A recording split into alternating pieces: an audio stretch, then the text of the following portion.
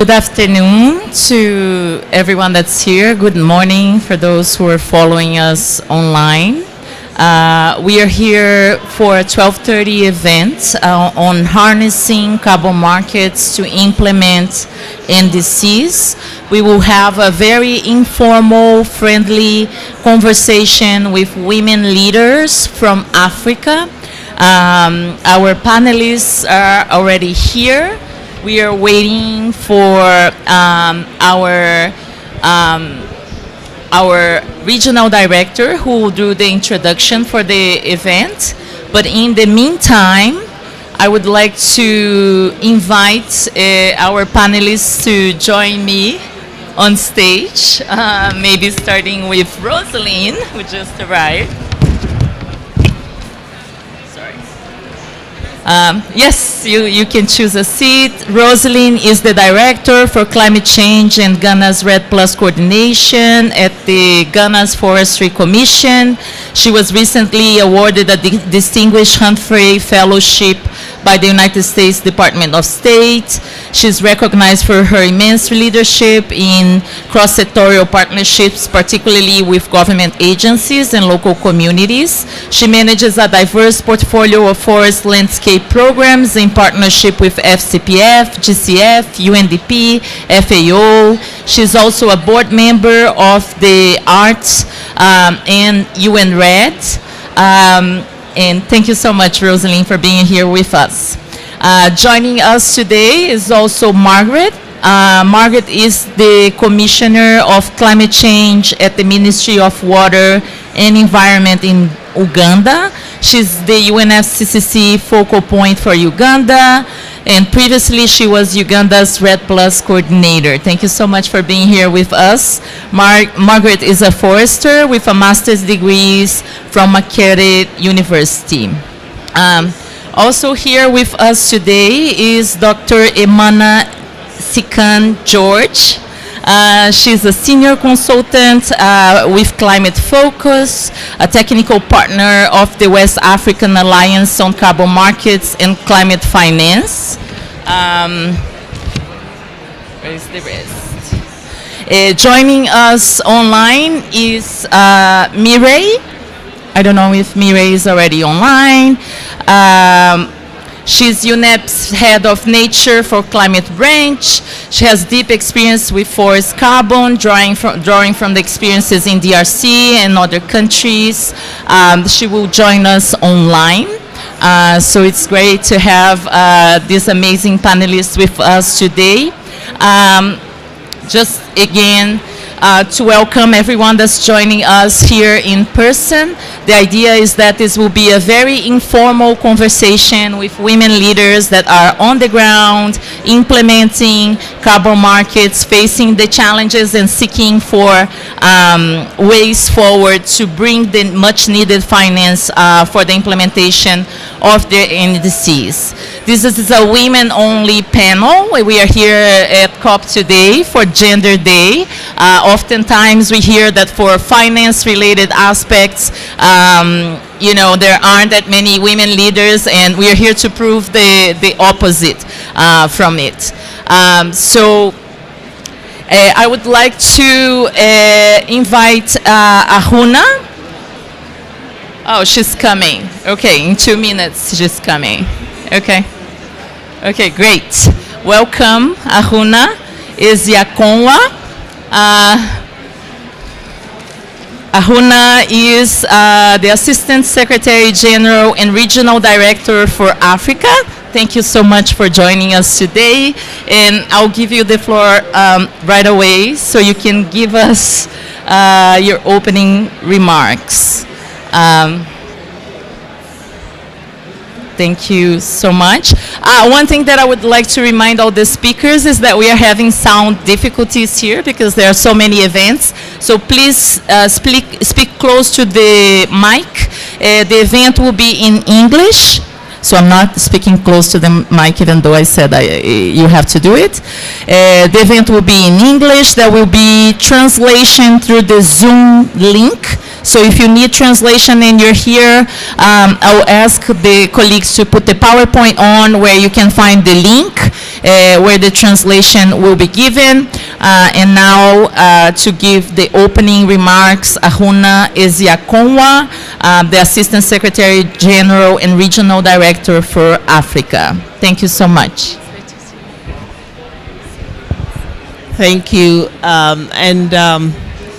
Let me say greetings to the women on this panel. How wonderful to have you on this Women's Day.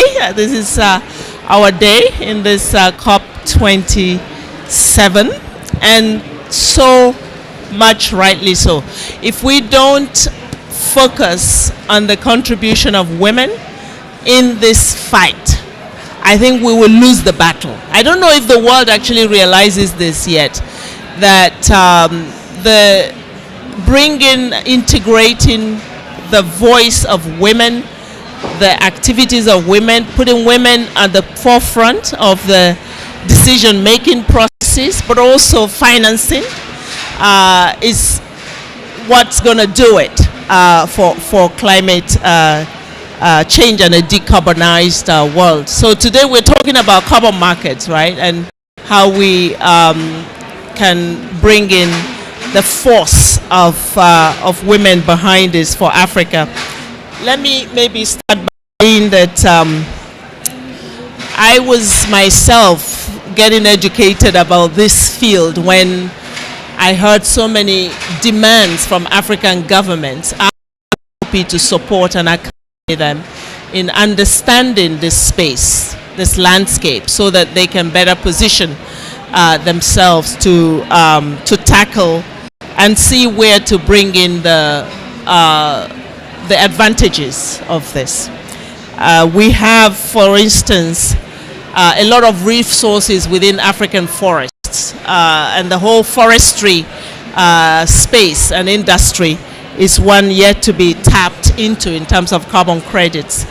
And of course, we know that the scale of finance that is needed, we've heard it over and over again at this COP, and it's nowhere near what's required. So we need innovation. We need new sources of financing to be able to tackle this. And yet, I think that the forest and land use sector can really provide up to 1/3 of the emissions reduction that we're looking for, to really be able to to avoid the impact of climate change. And of course, the ambitions that we have in the nationally determined contributions, the NDCs, which UNDP just supported 44 countries in Africa to update and to, really bring those strategies to up to date with what is required. And one of the aspects that we've seen is having a gender lens on your NDCs. At the time we looked at the NDCs, 6% were having gender aspects. Now it is 51%. So there is progress being made there. And this UNDP is very proud of, because I think it's important that in the planning, in the conceptualization, in the visioning, and in the financing, we have already built in the gender issues. And then the key role of the private sector. It's another aspect that we have to look at. And today we're talking about women. Enterprises, women entrepreneurs, women cooperatives are the least likely to be the focus of financing for financing institutions. This has to change. How do we enable these amazing stories that we're hearing on a daily basis of the leadership of women in this field? Through ensuring that we are, first of all, identifying, acknowledging, publishing, celebrating the stories as they come out, and secondly, that we are mapping those stories and making them available to financiers. So one of the things I've decided, because everyone who comes to COP needs to leave this place with a commitment at a personal level.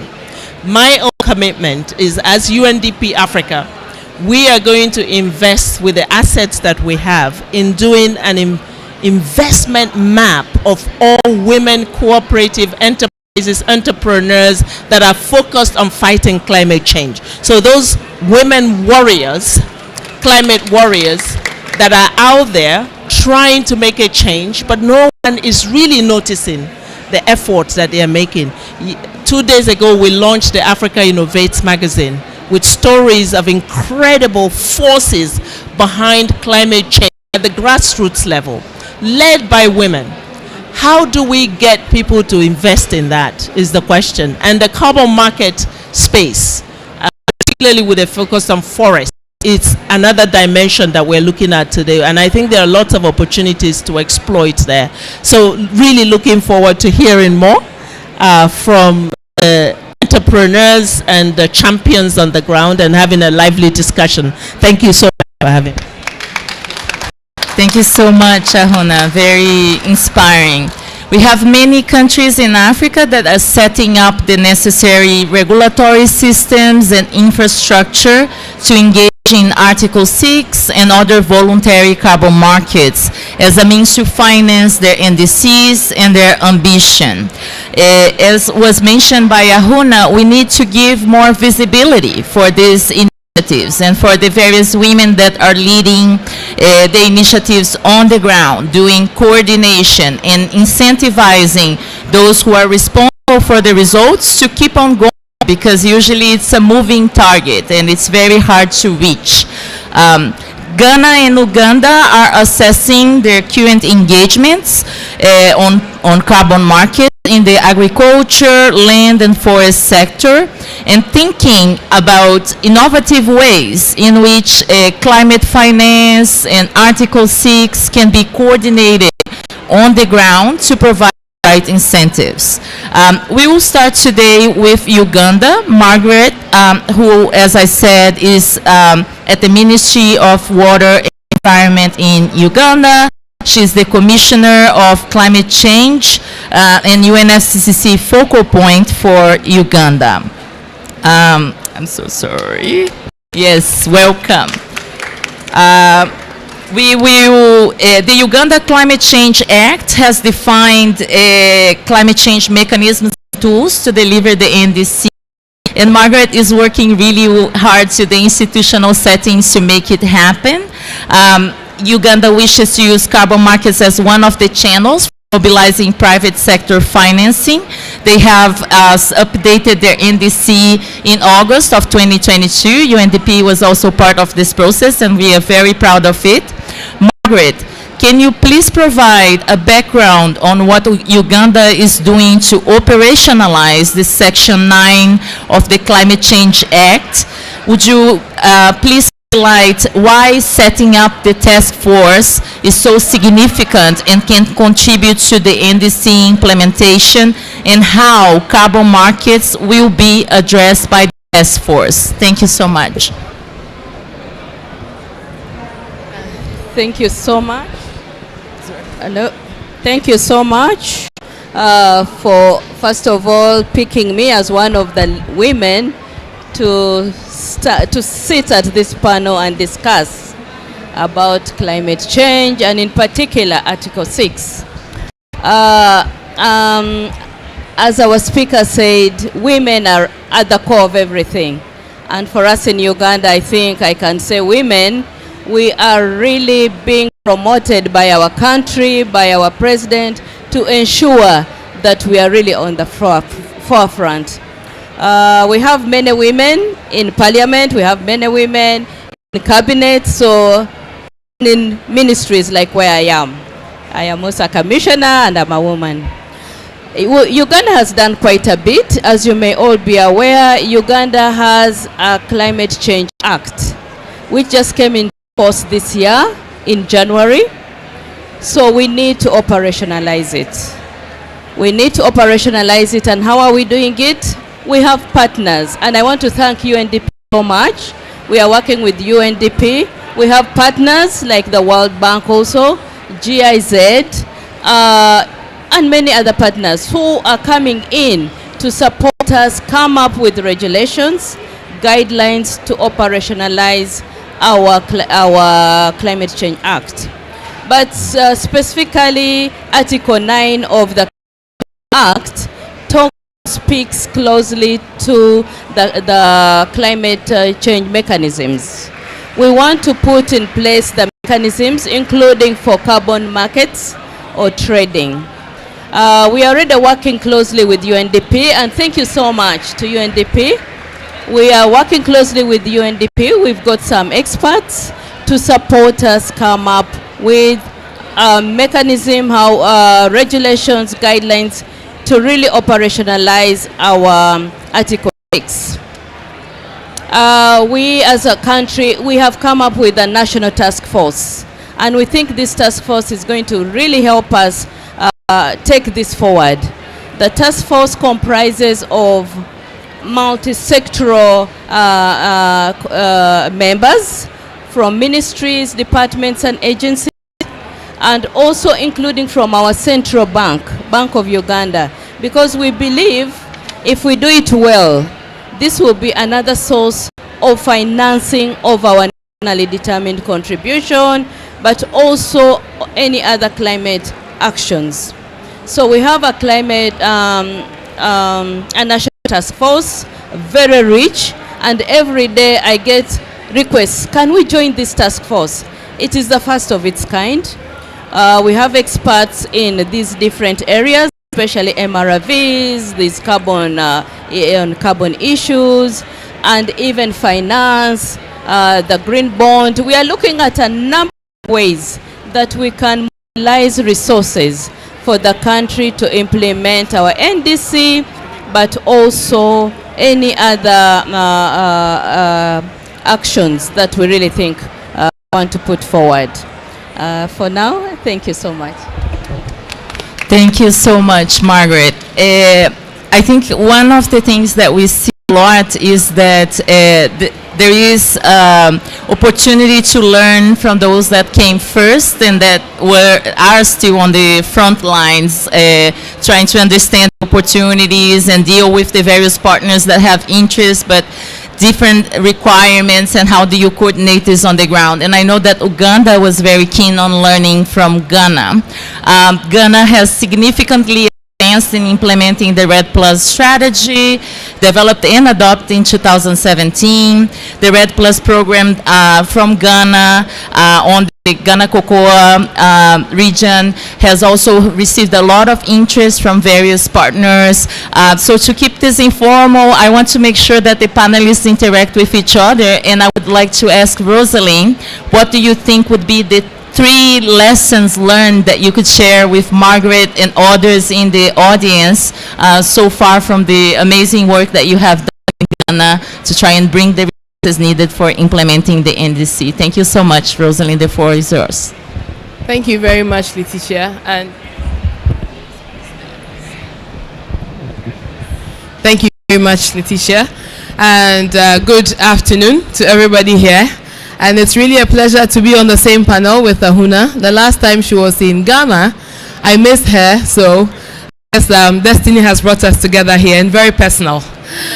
And the UNDP, I believe, is driving really the women agenda, because out of the team that we work with, we have a lot being women. Letitia, yourself, Wahida, Kim, it's amazing, and they all do such great and incredible jobs. So thank you so much. And thank you also for having me on this panel. As you rightly said, we started RED Plus implementation about 14 years ago with our strategy in 2016, focusing on 5 national or sub-national rather programs. The very first of them being within the cocoa growing area, and the second within the share landscape that we proudly developed with UNDP, securing GCF grant financing of $30 million.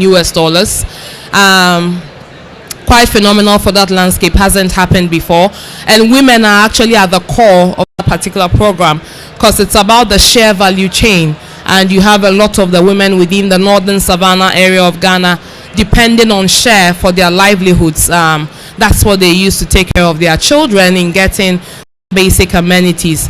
And we realized that even though share is within the international and national space in most of the cosmetic industries, and also for the food industry, for cooking oils, the women there are not really generating the value that is expected. And we have to do a lot more in terms of governance, in terms of supporting them with storage, with processing, efficiency, to help them attract the needed value. But key lessons that we have learned within our RED Plus process, and focusing this around women, is the fact that when we started, Ghana was one of the first countries to have a gender roadmap. And we realized that we were basically promoting women participation and showing up, if I can put it that way. But we had not deliberately built capacity for the women when they show up to make an impact. And what we realize is that there has to be deliberate capacity building.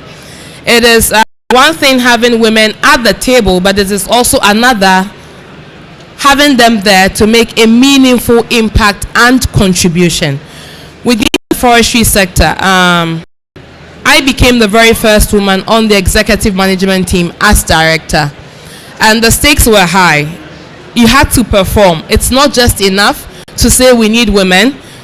The world is moving. We need performance, particularly within the space of climate change. We need action.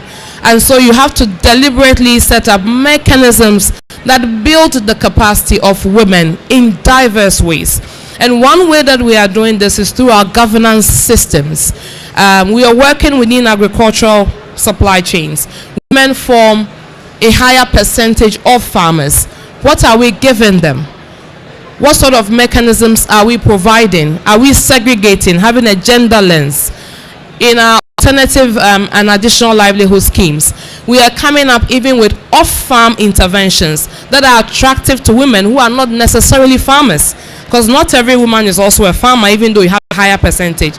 And if you have that higher percentage who are also farmers, what other alternatives can we give to them? So this is deliberate capacity building, tailored and fashioned out for women, so that once they appear at the table, they are able to make sense, as I put it. And then also, we realize that we need to empower the women and also empower the men to understand that the women are empowered. That's a gap. That's one thing that we've realized. If you don't set up the men to understand that your empowered woman is going to be that same woman you knew some time ago, you create chaos in the system. You create room for people thinking that there is some unnecessary competition. It's not about competition. It's about having good representation, equal representation, if I can say that, that drives home the action that is needed. Because when climate change comes in, it's not affecting men or affecting women. It's affecting both of us. However, how it impacts women, and men can be different.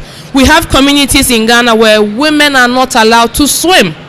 If there is a flood, what happens to that woman? So you need to bring on board men to understand why we are empowering, not to compete, but empowering really because we have a crisis that is going to affect all of us. And the women are married to men, and the women have fathers who are men. So come together and help us. And I believe that lastly, what we have also learned is that once you empower the women and you empower the men rightly, you have a very good mix, and there's a lot of understanding in driving home the action that is needed. Now in our forest landscapes, on governance in particular, we have the structures being made up of 50% men and women. So really that's also the third angle, that apart from advocacy, apart from speaking, let the functionality of your documentation also show.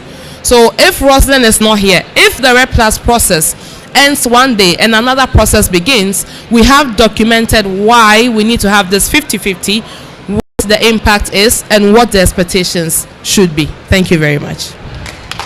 Thank you so much, Rosalind. I would like to ask Emana, who is here with us, to also provide some reflections. Emana is working with the West African Alliance on Carbon Markets, and they are providing great technical support to countries that are trying to access additional resources based on some of the challenges and opportunities presented by the previous panelists. How do you see the support that can be given by the Alliance moving forward, and how the audience can also make a contribution? And I will, after you, pass to Mireille, who is also online, and if Ahuna, of course, has any questions or anyone from the audience, please prepare your questions, and after Emana, we will go to you. Thank you so much, Emana. Thank you very much for inviting me. And thank you, Wahida. I can see her in the room. Yeah, so my name is Nsikan George Emana, and I work as a senior consultant with Climate Focus, one of the technical partners supporting the West African Alliance on Carbon Markets and Climate Finance. In this discussion today, there are three moving parts. The first moving part is NDC. How are women and gender concerns represented in our NDCs? That's where we start from. That's where we start the discussion from. The second moving part is the carbon market itself, the voluntary carbon market and the compliant carbon markets. Where are women as stakeholders, as project developers, as recipients, as those who are also participating in trading carbon? Where are they? The third moving part is the sectors. So which sectors hold high mitigation potential that will benefit women? And such sectors would be forestry. And over the years, since the advent of REDD+, the women have been captured as providing, participating in forest conservation, sustainable forest management, and being paid some, I would say it, some PIM-NOT called result-based payment and result-based finance. 20 years after the line, the forestry sector, the activities, and the way the forestry sector will take part in the voluntary or the compliant carbon market has changed. So we are now talking about Paris Agreement, the new market mechanism, which is the Article 6.2, the 6.4, the 6.8. During the Kyoto Protocol, we talked about the CDMs, the joint implementation, the ETS, and all that. Where were women? How did women participate in this different variants of these market mechanisms? So it's not just about having women in the forestry sector picking forest agro products or farming or being paid peanuts to conserve the ecosystem services. But how can we bring up women and elevate their contributions in the new market mechanism? So that's where we're going to start the discussion. Three moving pieces. How are women being represented in the NDCs? And for the NDCs that are high-hanging fruit NDCs, that are very technically and sometimes politically infeasible for countries to implement, that they would require external support, how are women's interests being captured, represented in these NDCs? I repeat, where are women in the voluntary carbon markets? Now we are talking about voluntary carbon and compliant carbon markets where the goal and the objective is to sell carbon credits. And people are buying carbon credits for different purposes, for image making, for corporate reasons, to meet their NDCs as offsets, and all that. Now people want to invest money where the carbon credits are high quality, integrity carbon credits. So how can women participate in the generations, in the process of this carbon credits? Now I quickly take us back. A few months ago, my organization conducted a scoping study on the state and trends of climate finance and carbon market in West Africa, the 16 countries. It is a very compelling piece of work which I would encourage everyone to have a look on the internet. And what did it reveal to us? It revealed to us that we are lagging behind in terms of leveraging our position in the carbon market, in the global carbon market. One, we don't have the climate finance that we can use in developing projects to a scalable, bankable stage. Two, we lack the technical capacities to get into the carbon market and attract investors to invest and fund the mitigation activities. Now, why do we have carbon markets? We have carbon markets because our governments are already weighed down with development agenda and don't have extra money to put into the carbon market. Therefore, if we need to unlock private sector financing, then we need the right institutional, technical, and policy environment, and even the right people who understand what we're talking about to get into carbon market. So that's where we start the conversation. Thank you. Thank you so much, Eman. I'm gonna take us to Mireille online, but again, if the audience has any questions, we will go right back to you. Oh, Mireille, can you put your video on so that you can talk to us? So Mireille is joining us from Kenya. I believe she has hands-on experience with 20 countries in Africa, including focus on Central Africa and the Congo Basin. Most recently, she was seconded to the Ministry of Finance of DRC to advise on the National Red Plus Fund, and now she's working with UNEP on their ecosystem division. Mireille, I don't know if it's possible for you to put your video on. We already have you on the screen.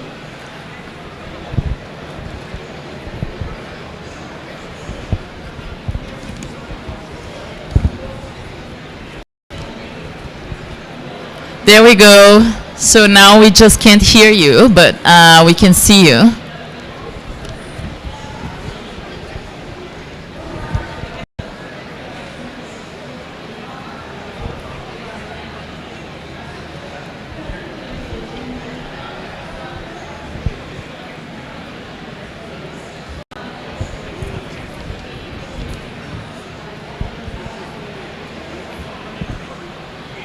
Mireille, we can see you. Can you try and speak so we see if the audio is working? Not working.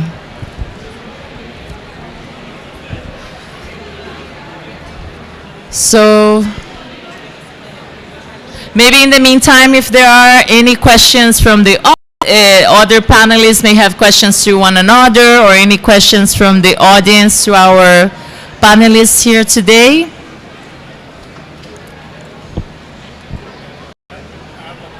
Okay, can you please introduce it? Good morning. My name is Dimitro Bakuma Menye. I work for UNDP Equatorial Guinea. My question goes to Margaret from Uganda. She talked about the Climate Act that is already in place. I was wondering whether it has any implementation mechanisms already.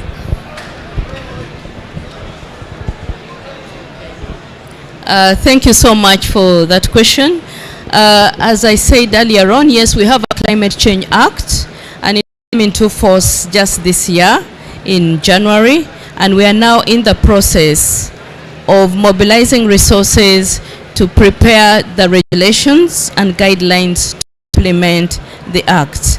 So for now, we really do not have those guidelines and the regulations. Thank you. Thank you so much, team. Thank you everybody for fantastic comments. My name is Tim Clares with UNDP's Climate and Forest team. I have a question for Rosalind in Ghana. Thank you so much for being here. Ghana, as has been mentioned, is testing a number of mechanisms to attract climate finance for your NDC implementation and your national priorities. How did you figure out how to put these pieces together, whether it's using the voluntary market in the forestry sector, whether it's using Article 6.2 in the agricultural sector, and even when you're looking at carbon markets, which standard to use, and how do you figure out how to pull these different pieces together in the most effective manner to bring climate finance to your NDC implementation?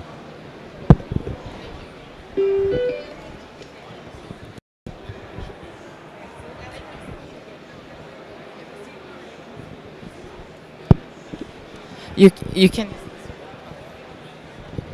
Thank you very much, Chris. Sorry, Tim. I don't know why sometimes I call you Chris. Thank you, Tim. Okay, so I believe that we had a handle on what we have to do or what we are doing based on where we started from. Yes, so based on where we started from, Ghana started this whole Red Plus journey with FCPF. So it was more like an organic shift into the carbon fund for us because we had come through FCPF, building readiness, and then getting into the forest investment program to pilot and test interventions in the cocoa landscape, and also to develop our whole RED Plus strategy based on the assessment of the drivers of deforestation and forest degradation. And the strategy came up with a sub-national program, because we believe that projects are not going to work well for the sort of landscape that we have. We have ecological zones with key communities that in one way or the other are driving some level of deforestation, but are also contributing to economic development. So that was our framing. Now, the framing doesn't end, because we are always learning lessons through consultations.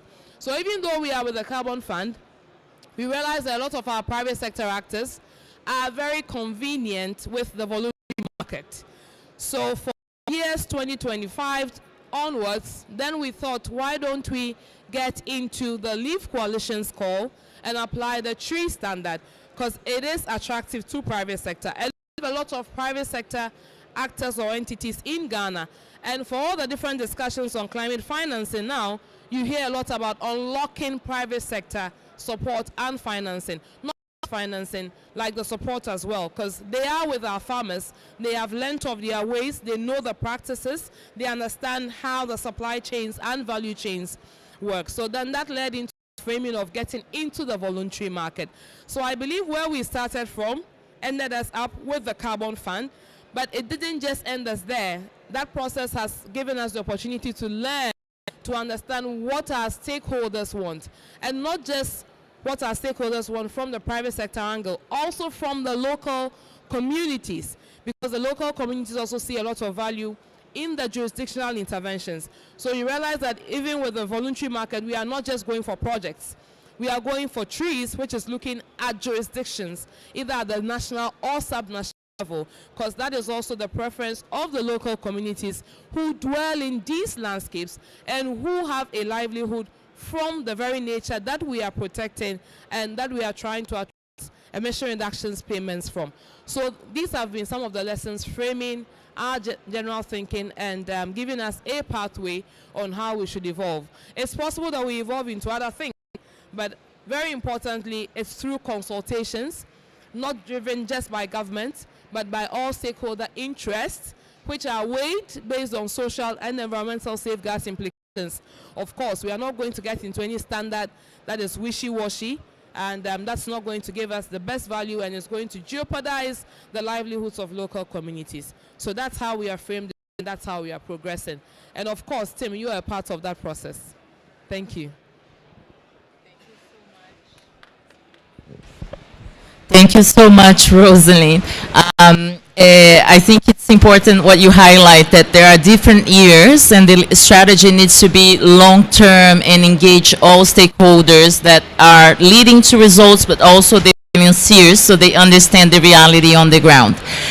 We have Mireille with us. We're going to try the technology once again. Mireille, if you could please reflect a little bit based on your experience supporting countries, what are the key areas for technical assistance that is needed for countries that want to access a diverse source of finance, including carbon markets, and based on what you heard from our panelists today, what can be potentially the way to move the work forward for the African countries in carbon markets? Thank you so much. Thank you so much, Letitia, and I hope you can hear me now. Yes. We can hear you. Can I do? Oh, thank you so much. So, Letitia, I'm going to call on you. Before I respond to your question, I'm going to call on you, on the panelists, and on the audience to answer questions that I have, with a thumbs up if you agree, and a thumbs down with a thumbs up for yes, and a thumbs down for no. Question number one. In a market, is the price set by the demand side only? Thumbs up. I see a majority of thumbs down. Second question. If you're looking for a product in the market, are all the products the same, or can you have a choice of products? Thumbs up or down?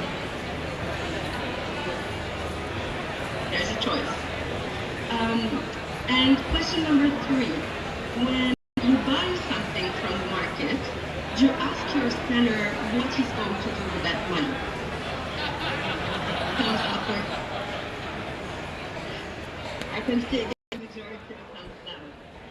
So I guess that the point that I'm trying to make here, Letitia, is that the way markets behave is very fluid and flexible, whereas what we have seen so far with the carbon market is a rather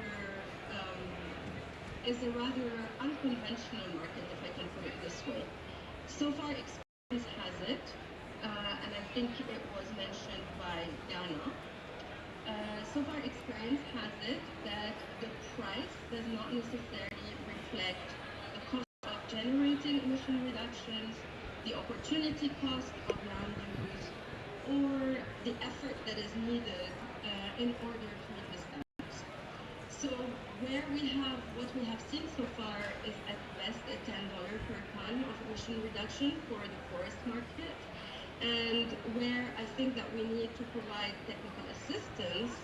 The question is really to work on the advocacy and on supporting countries to estimate really how much does it cost, but also what is the income generation that they are forfeiting by allocating resources for forest conservation. The second question speaks to the issue of standards, and perhaps here I will be a little bit controversial, is that we are trying to set a common standard and a single standard for carbon markets, where in fact experience from DRC shows that not all countries will be able to meet the gold standards of emission reduction. Why? Because of the size of countries, because of the sheer effort that is needed, because of the baseline in terms of capacity for environmental impact assessments and others. So why not think of the carbon market for forests in a way that is much more fluid and that would allow multiple standards with a drive to enable countries to reach the higher standards, but without excluding countries if they don't meet that standard from the onset. So for me, it's a question of equity and access to markets that would be enabled by a gradient of standards with a strive towards the high standards. And the third question essentially spoke to the flexibility in terms of use for speed. And here we are talking of NDCs, and NDCs in countries are holistic. They don't only look at land use and forestry, it's also about energy access, it's about building, it's about transport. If we look at the context of Africa, Africa is the continent with the lowest achievement on SDG 7, which is access to energy, let alone renewable energies. Now, when our dear colleague from Ghana was talking about women's empowerment, you spoke about processing, you spoke about information, you spoke about conservation and preservation of products that women are engaging in. None of this can actually happen without access to energy. So the question would again be, what is the flexibility, or how can we advocate for flexibility so that in the context of NDCs, whatever proceeds are generated from the carbon market can actually be allocated to achieving another sector or the ambition of another sector in a country's NDC, in particular in terms of energy. And that has dividends for women, that has dividends for economic development, it has dividends for inclusion. We are the continent with the largest young population in the world that will seek jobs, that will seek economic revenue, and without access to energy and electricity in particular, that cannot happen. So breaking those boundaries that we have seen in the world of RED, and I think Imani mentioned that countries are being paid peanuts, and it's true. Countries are being paid peanuts for forests that are extremely valuable for the well-being of all of humanity. We've just seen in the emissions gap report and the adaptation gap report that without forestry and land use sector, we will be facing actually one disaster per day. We've seen the floods in Niger, we've seen droughts in the Horn of Africa. Everything is related and everything is correlated. So without creating that proper incentive for countries who still have their forests standing to keep them standing, and without leveraging the market in that regard, I don't think that we have a chance in meeting the Paris Agreement. So these would be my kind of recommendations on where to steer the market and how to steer capacity and technical assistance. And I'm very, very honored and humbled to be part of that panel. Thank you. Thank you so much, Mire. I think that it brings together all of the points that were discussed by Rosalind and Aruna on the need to recognize the value added of the efforts that these countries are putting into place, and how we make sure that the market recognizes with price, not just with a nod or with a thumbs up, as Mire put this very well. One of the issues that was brought by Rosalind as well is the need to do coordination and use the most effective finance for the different means. And I know that Emana has been working a lot on this in helping some of the West African countries put together strategies on how to use or how to get ready for the different types of finance and how access the different type of finance by developing carbon markets access strategies. So I would like to hear from you a little bit more, Emana, about how do you think this type of support can help countries achieve their NDCs using different sources of finance, and how others in the audience as well can contribute to this process from various sectors' perspectives. Thank you so much. Thank you very much. Thank you very much for the question. When we started the West African climate, carbon markets and climate finance, when we started capacity building on markets, we were sort of surprised, and what's the word? You're surprised and you're disappointed that the sub-region is really far behind having the cutting-edge capacity that they can leverage our natural resources that we have, like the forest, in the carbon market space. It was a disappointment. Now, so let me break it down into at least three throngs. First, you need a policy environment. You need a macroeconomic policy environment that understands that besides the primary traditional products that or economic activity that adds up to the country's GDP, that carbon market could also unlock finance and add up to the GDP. Two, surprised to realize that the institutions are sort of dysfunctional. The institutions are not up to date to absorb and embrace these jargons of carbon market Article 6. So, we went with the CDM, and one will understand why, even when the CDM started about 2008, because at that time, the principle and the standard of engagement was that the developed countries who had mitigations commitments were the ones to implement CDM. And African countries were to sit like host countries receiving investment. So we became laid back, and no one did anything. I mean, all we could do was to approve. All we could do was to set up a designated, accredit, to have a DNA, a designated national authority, approve projects. Does it meet NDC 1, 2, 3? Yes, it does. Okay, you can come in and implement. Does it do that? Yes, it does. Then you can come in and implement. No one thought about it in my continent, in my region, to think about how can we also be at par? How can we also be active participants in this whole market? So when we came up with Article 6, the readiness was that first of all we needed to explain to the 16 member countries what Article 6.2 means, what 6.4 and all the variants means, and what opportunities lies in this market for your NDC, as you know, for implementing your NDCs. So now we have started with Liberia. I was in Liberia 2 weeks ago to do the NDC, the Article 6 implementation. And what comes out quite clearly is that we need to, first of all, build capacity of those who are actually driving this at the public level. The private sector is really not interested in hearing the jargons. He's interested in what return on investment can I get?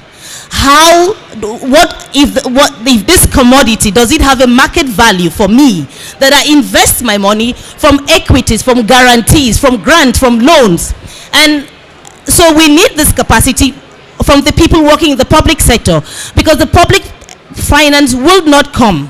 It is coming very slowly, and like I said, the report which we did showed that the international climate finance are trickling down, because the financial institutions or the investors or the financing organizations have a certain criteria which projects must meet for them to unlock the finance. And when the projects don't meet that requirement, they can't give you finance, and that boils down again to capacity. So what we are doing now in the carbon market is we are really taking on the 16 member countries on capacity, institutional reforming, transformation, re-engineering the thinking, bringing ministries together. Ministries didn't talk to themselves. Ministries need to talk to themselves, identifying the sectors that have high mitigation potential: agriculture, land use, transportations, the sectors that are not only being impacted by climate impact itself, but attracted to come into the market, come into the market space, and then we will begin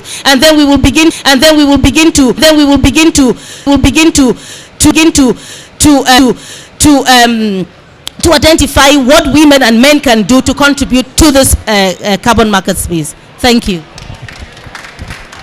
Thank you so much, Emana. That goes really well with a final question that I have for all the panelists before opening for one or two last questions from the audience. But I would like to for each and every one of you to say, if you could have just one wish, right? Genius is here. You have one wish for carbon markets. What would be that wish? I'll start with Margaret. Is that okay, Margaret? One wish, what would that be? Thank you so much, Letitia. For me, my wish would be that our natural resources, our natural capital is fully valued. Because for us as developing countries or Africa, we have a wealth of natural resources. If we could value that to its full capacity, put it on the table, I'm telling you, we are very wealthy. So to me, that is where I want to start the conversation. We put our wealth on the table, put a tag price on that, and then we talk. That is my wish. Thank you, Margaret. Rosalind? Thank you, Letitia. And just before I go to the wish, I really want to say a big thank you to what Imana said, because I believe it's even a response to Tim's question that he asked me, the capacity. Because if you don't build the capacity, you don't even know what you have to bargain with the other side. And that's what is happening now. And going back to Maria's question, it's all about the demand side driving the discussion.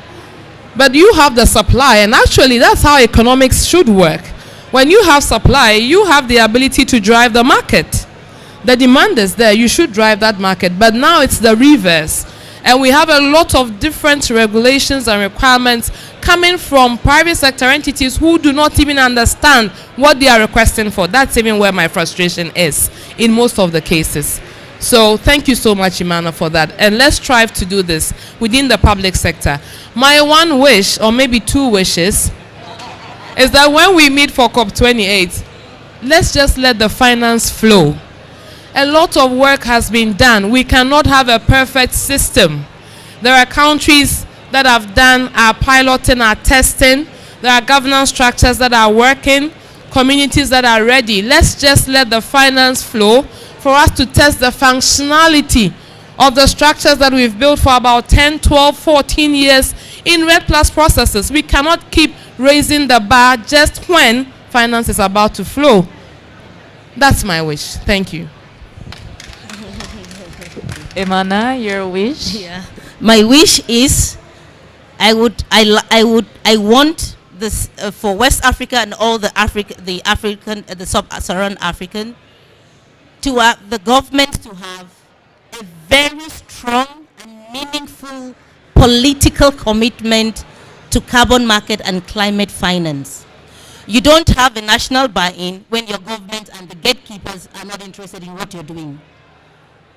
So when the governments have a strong, meaningful commitment to carbon market in Africa, then the markets, then we will begin to have that, the supply side, having a stake in the discussion. And then also to Mira, I liked what she said. When the standards are too high, it's also difficult for project developers to meet the standards. Maybe Mira, and it's also difficult to have gold standards, and Vera have been there for quite some time, detecting the standards in the carbon market. Should we have a parallel advocacy, an advocacy for a parallel standard for sectors like the forest sector? Because this is where a lot of people are, the women are, the poor, the vulnerable are. So if we have to develop projects for carbon credits from the forestry sector, then maybe we could excuse them with some of these very high, complex demands from Gold Standard and Vera, and have a parallel standards for the kinds of quality of carbon credit that comes from the forestry sector. It is a tough fight to unseat Gold Standards and Vera in all the things they have done over the last 15 years, but there could be a parallel standard on forestry sector.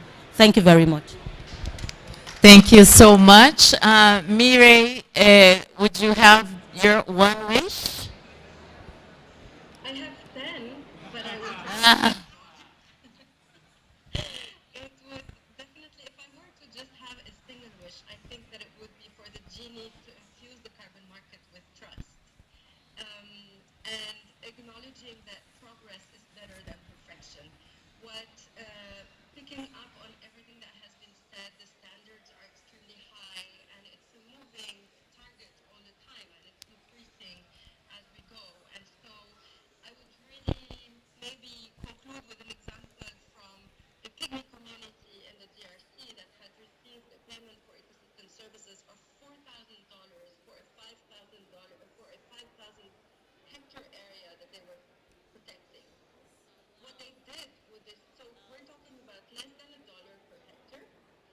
However, for them, those $4,000 were so precious because it allowed them to invest in the rehabilitation of a bridge that connected them to the dispensary and to the hospital. In that same year, they had lost 4 people in transport because that bridge was broken and they had to go through a very long way. So trusting people, and that pygmy community has actually continued and continues to protect that forest because that bridge is so valuable to them. So trusting communities and governments and people that once you enter into an agreement and once you take that leap of faith, that they will use the money whichever way they want for something that is meaningful for them, and that meaningfulness will actually translate into forest conservation. So that would be my one wish for the genie.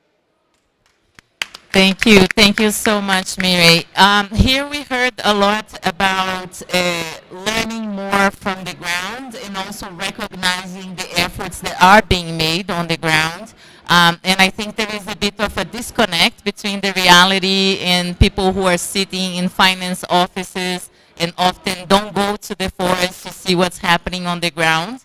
And I think panels like this are essential, and women in the leadership are essential to bring these stories, as Ahuna was saying, and help those who are not there to understand the challenges, but also the great results that are being achieved in the forest, but beyond the forest with the people who are in the forest. We have 10 minutes for questions from the floor. This has been quite an exciting panel. I'm sure the audience has questions. Thank you very much. I was listening very keenly to. Okay, thank you. My name is Daniel Kir and I come from South Sudan. I work for UNDP. I was listening very keenly to the all the interventions. South Sudan being a new country, but also has a lot of potential when it comes to forests. I wanted to just from Imana, I hope I have your name right. Yeah, so advocacy, that's one area you have highlighted. What are the lessons which South Sudan can learn in terms of advocating for the carbon markets with the different institutions, including from the government? What are these examples which we can learn from as South Sudan being a new country? Thank you. Thank you very much. So one of the lessons which I think you can learn is setting up a carbon governance structure. So the way you have governance structures that drives poverty alleviation, education, water, you also need a carbon governance structure, a structure that ties, that links the NDC implementation committee with the bigger goal of the country, with the budget and planning. You need this kind of this coherence, this synergy. That's what you need. And secondly, you need to look around yourself in that country, in South Sudan. What do you have that you can use as a negotiating resources in the carbon space? You need to also build a landscape of stakeholders. No one goes into the carbon market alone. You go into the carbon market with people.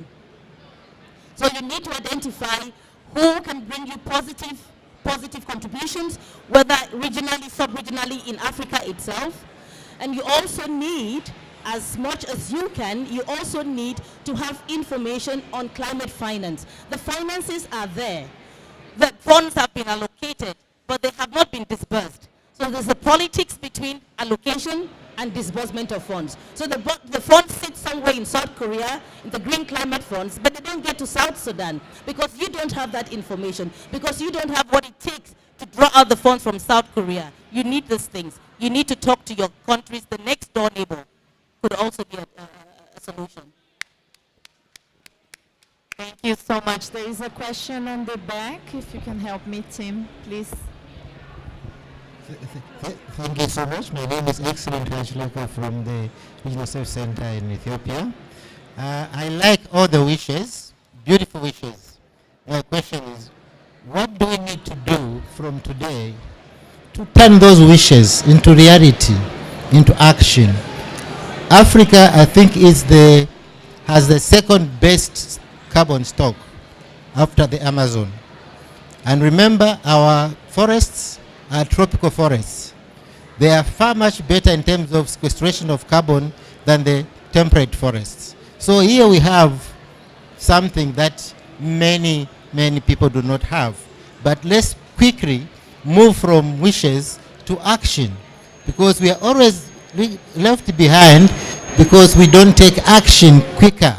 So the capacities, the governance structures, the political will, let's galvanize these so that we are ready, and then we can determine the price.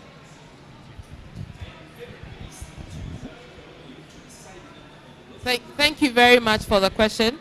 What do we need to do? Go ahead. Yes. So to me, I believe that we need to understand the rules of engagement. This is a business.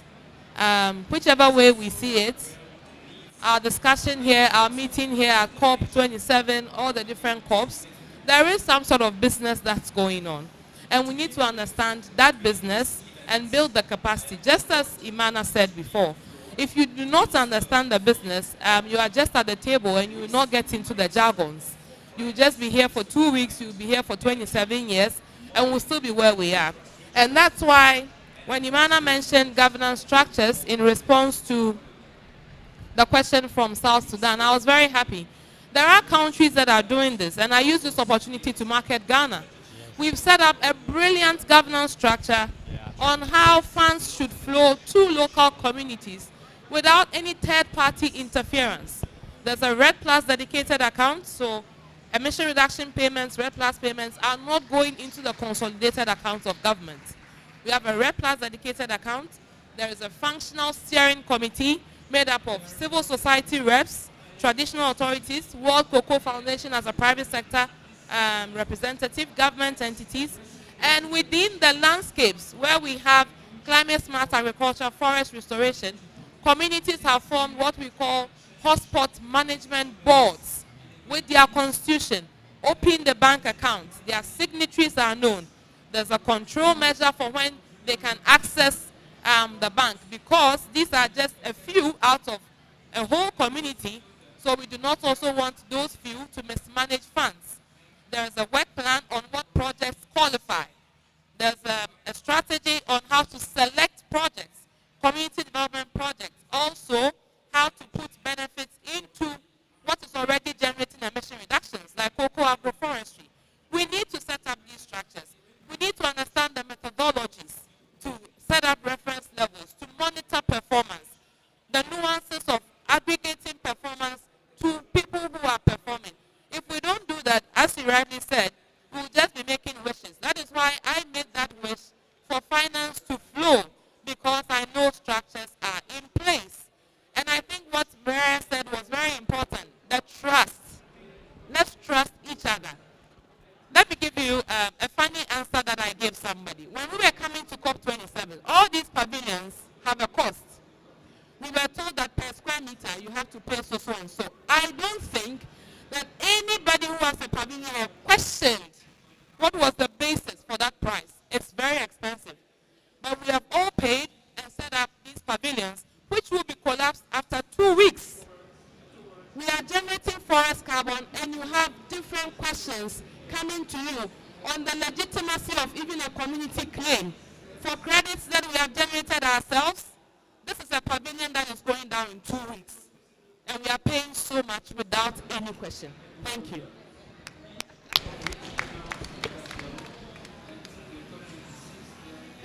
Come again? There's a question here. Okay. Thank you so much, and thank you so much, Rosalind. I also wanted to add a voice. I think we have a commodity, and our commodity are our forests that are sinking all this carbon. We have the wetlands, we have the ecosystems. We just need to put this on the table and say, this is our price. Just as Jocelyn said, we didn't question how much each square meter here costs. So for us as Africa, damn it, let us come together. That's my wish. We can come together. Thank you. We can come together and say, this is what we want, this is what we want, this is what we are worth in terms of our ecosystems. We have very beautiful mountains, we have the waters, we have the forests, we have the wetlands, we have the peatlands, and they are all absorbing carbon. They are all carbon sinks. Why don't we also put a price? Why don't we come up as a block and say, this is how we want to go? I think this is the only way we shall manage this, because the processes in the negotiations will go on and on and on. And as we said, the speakers have said, the standards are rising every day. But for us, we have our resource, without which many lives will be lost. So for us, let us come up as a block and do something. That's my cry, because we have it all. We wouldn't be begging for resources to implement our NDC. Uganda, among our other sources for implementation of our NDC, we are looking at the carbon markets, the carbon trade. And that is why we even put up this national task force. We said this national task force should help us get out of this vicious cycle and make sure we get something out of our carbon marketing or trading.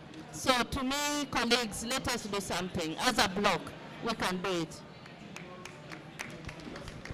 Before going to the next question, I think Mireille wanted to reflect on the previous question as well, and just to acknowledge the point made by Margaret that we need to come together, share information, that, who's paying for it has a coalition, countries supplying it should make a coalition as well.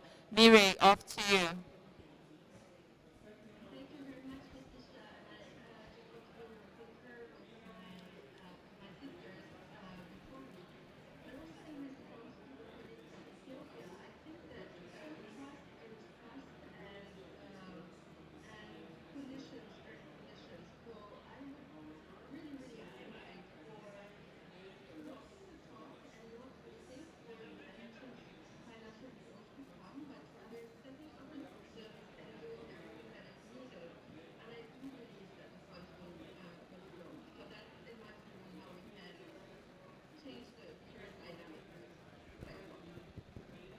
Thank you so much, Mireille. We have another question from the audience. If you could please introduce yourself. Yeah, thank you very much. I'm Haja Kadesise. I'm the Director for Climate Change, Environment and Forest Conservation Consortium from Sierra Leone.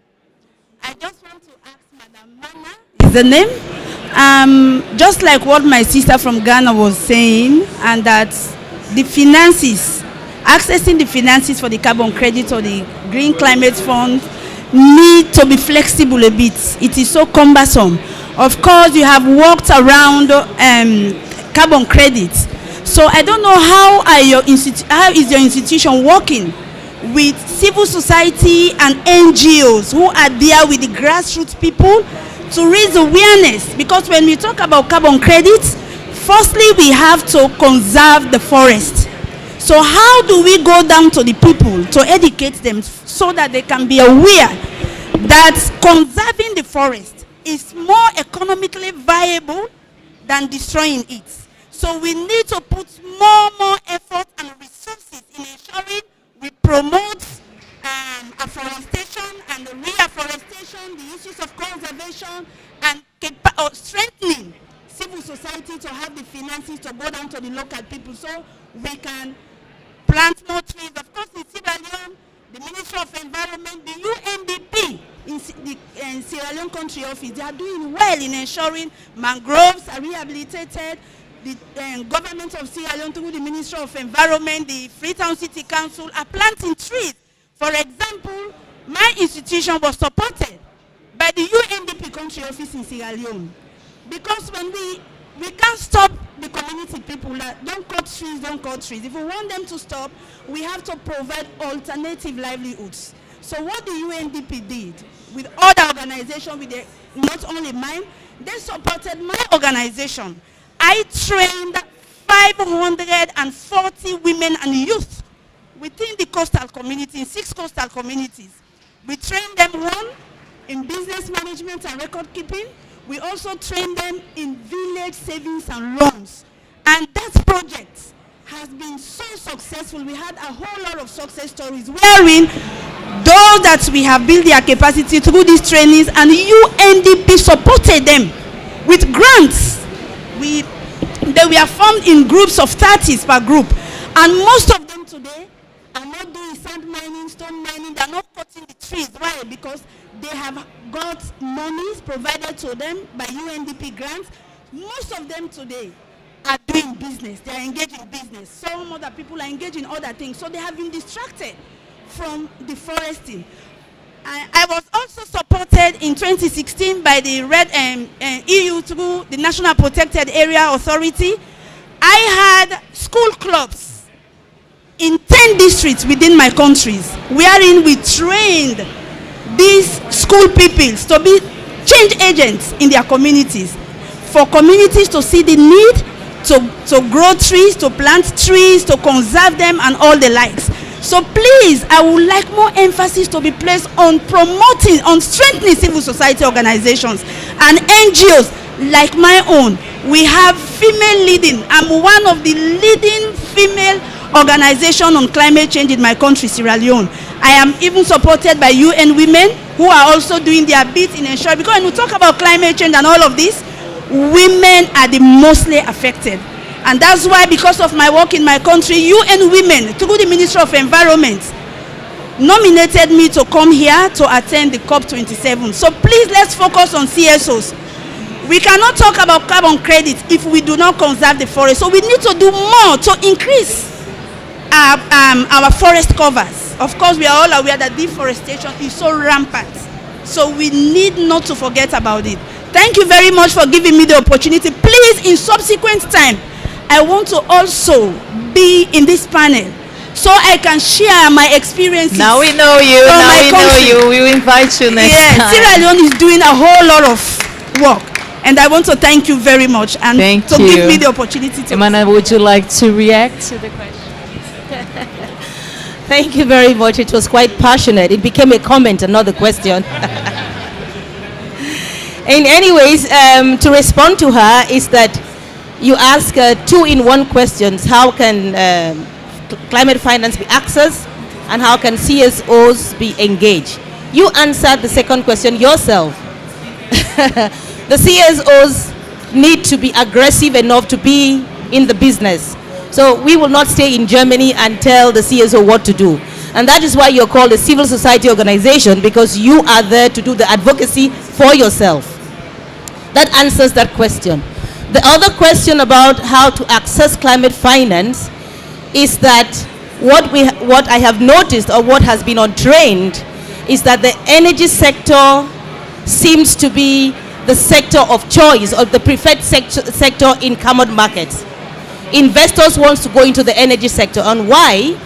Because it's a sector that comes out with a ready return on investment. The measures and the technologies are something you can feel and touch.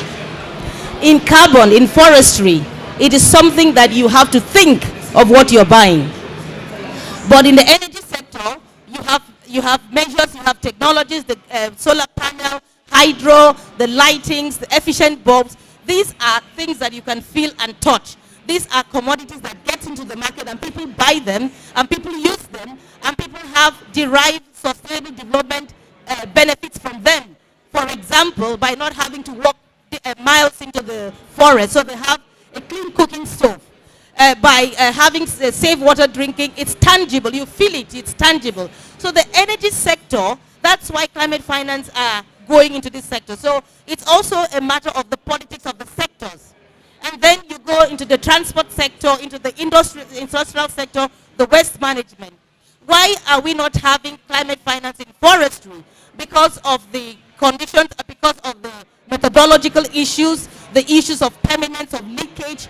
These things don't allow investors to invest money into something that hasn't permanence, something that they can't quantify, something that no one knows how long you're going to keep a forest. And in terms of avoiding deforestation, the opportunity cost of throwing people out of forest in order to save them. So these are, I think, now that we have the Article 6.2, where there is a commitment and an obligation on all countries, the 197 parties, to have an NDC, I begin to think that there is a privilege and opportunity for the forestry sector to get into the carbon market, because not everyone has that commitment to do something.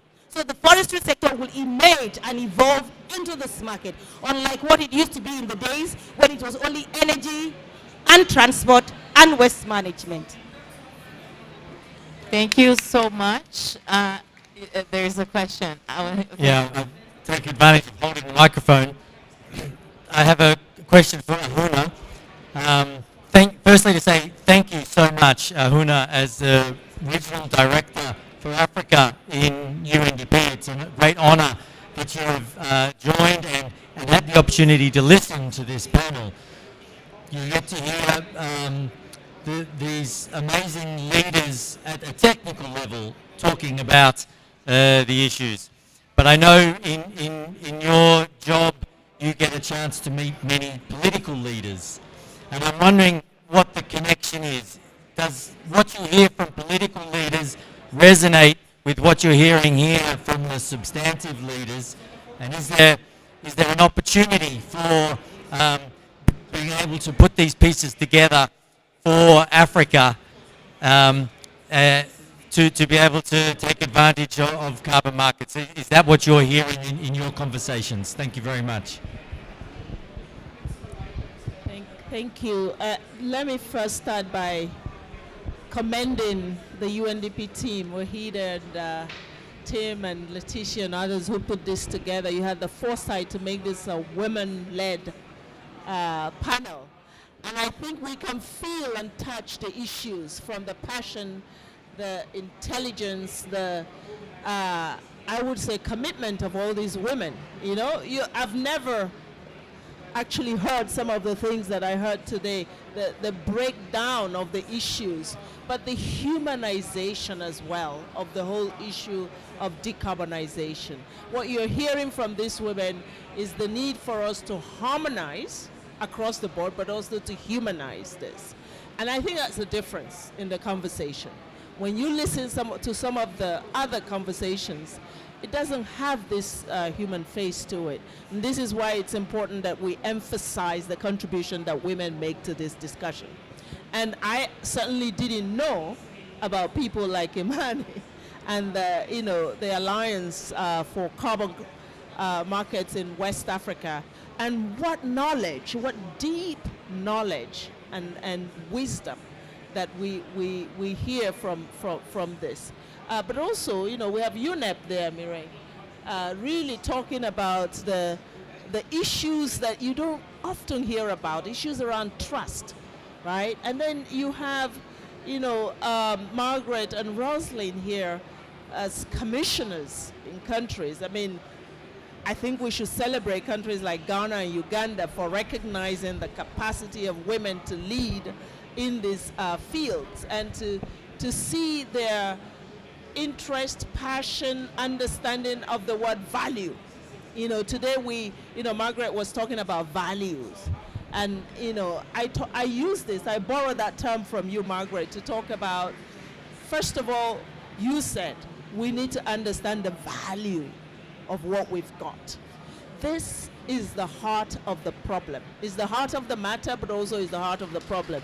Now, if we look at Africa's minerals, Africa's resources, today they are not serving African development because there is a disconnect between the valuation of all of that asset and the return from those assets. And it's largely because African countries themselves have not invested in underlining that value. What is the value of the minerals in DRC? And is DRC getting the market value of that? The second on values is about the value of our governance. What is it that African countries value in the way these matters are governed? The issues around equity, issues around access, affordability, the issues around inclusion.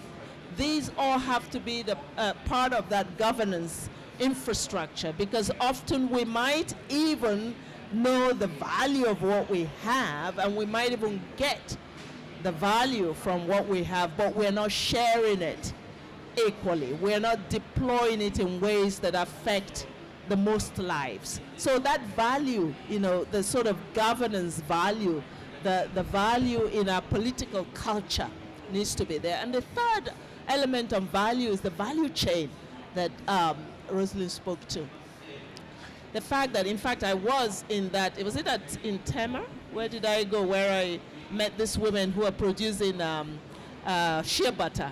And UNDP had a project there to support not only value addition, but also even certification, so that they would be able to export this shea butter as organic products. I'm a user of shea butter in my entire household, and it was so moving to see in this area, in this factory, the boxes packed, say, you know, destined for the US, USDA approved or certified, and, you know, heading out straight from the factory where the women were producing. But what struck me as I looked at these women is how much they had to invest in getting to the final product,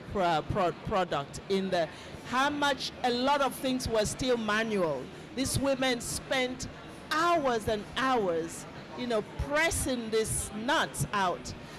Their hands were all charred. They were young women who had become old overnight because of the sheer labor that it required. And UNDP in this small project was providing machinery, local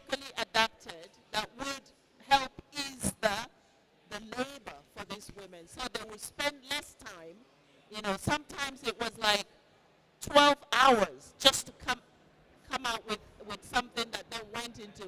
And this shortening of the value chain, it didn't reduce the quality, but it reduced the suffering, the labor for the women. And I think all of these have to be factored in that value chain. And I end with your question, Tim, about am I seeing a connection between this experience and this story to the political discussion? And I would say no, not really. I think that this is why we're here at COP.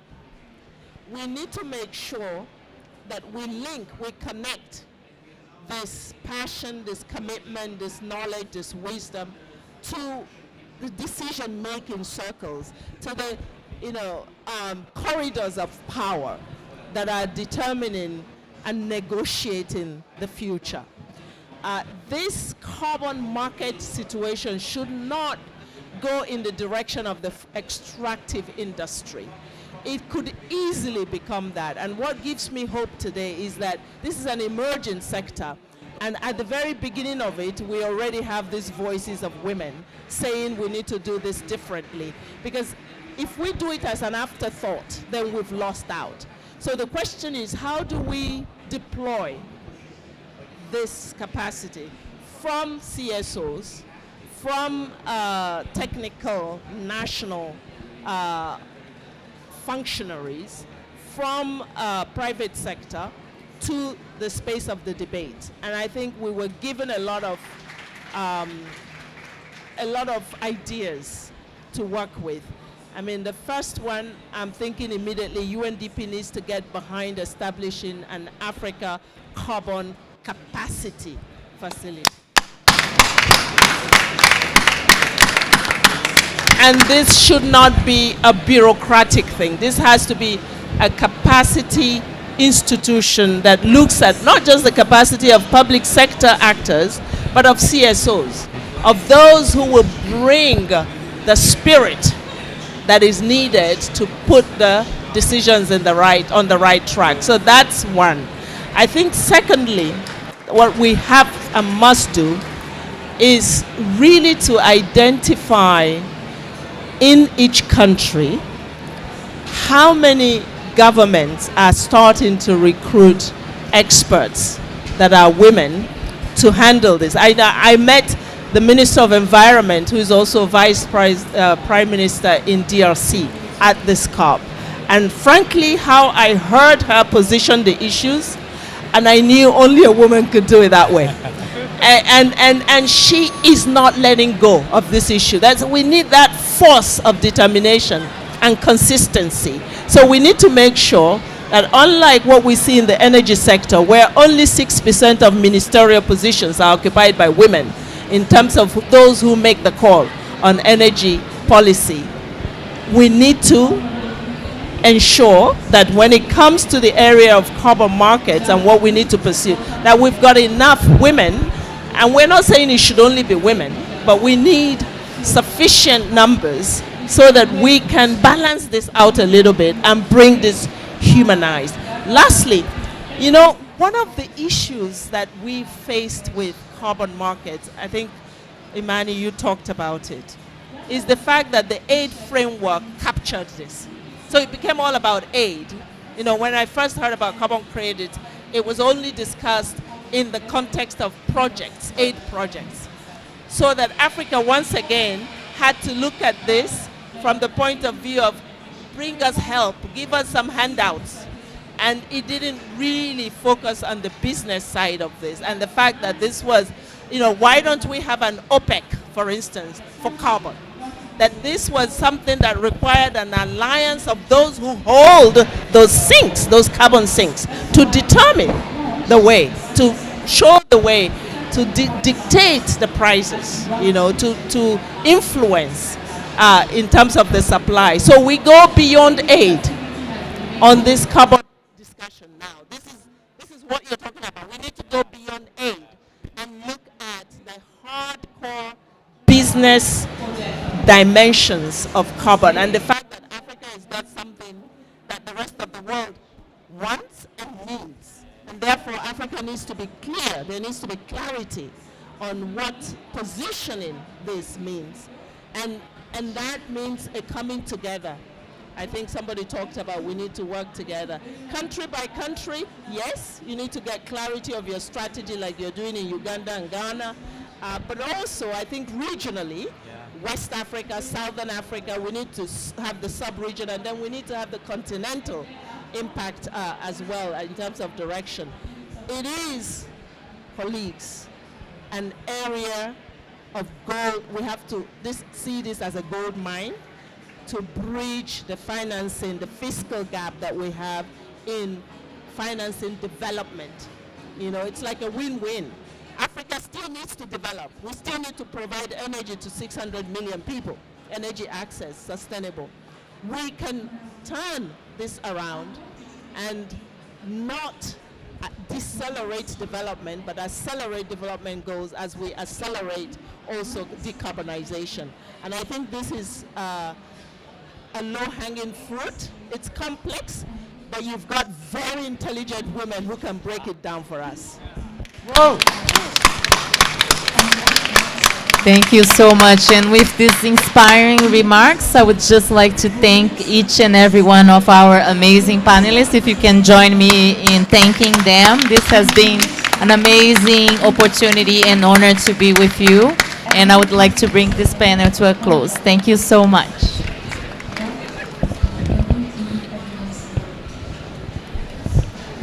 That was awesome.